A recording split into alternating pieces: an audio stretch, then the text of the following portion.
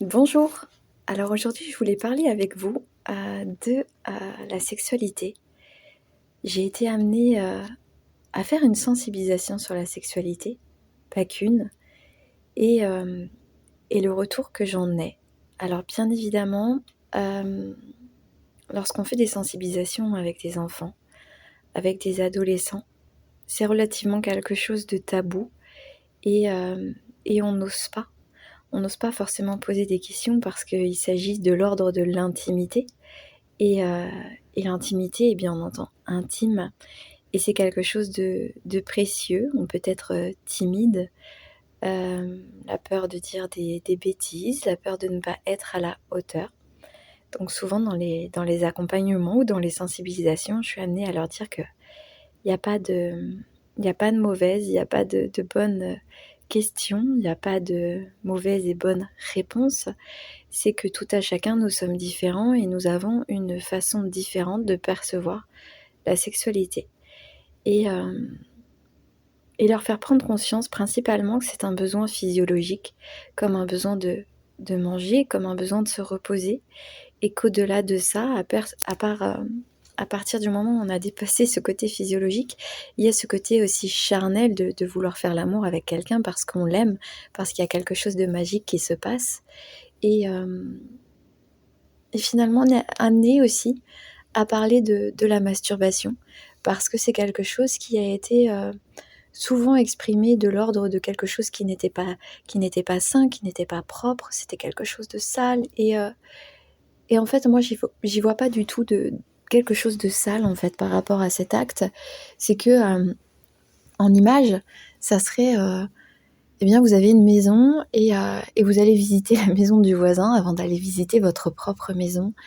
Et c'est important d'aller visiter son intériorité, c'est important d'aller visiter ce que l'on aime, ce que l'on n'aime pas, à travers nos sens, si on aime la douceur ou pas, si le genre de musique que l'on aime, si on a envie de faire l'amour aussi, pour que ça soit quelque chose d'agréable et que ça soit un souvenir sympathique, et, euh, et comment on fonctionne.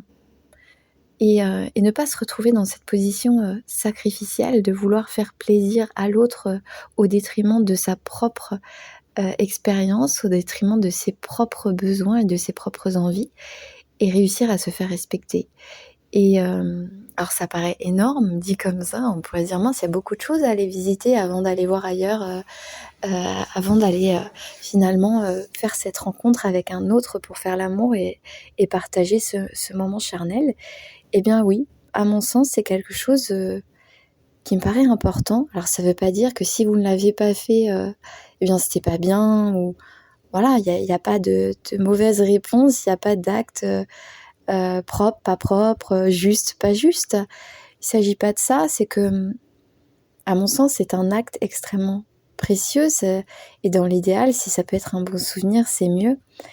Et à travers les rencontres, à travers les discussions, à travers des lectures, à travers des choses qui se passent bien dans les collèges, dans les lycées, et la façon que la jeunesse parle de la sexualité, bien c'est souvent parlé très fortement avec des mots qui peuvent être très vulgaires, très crus.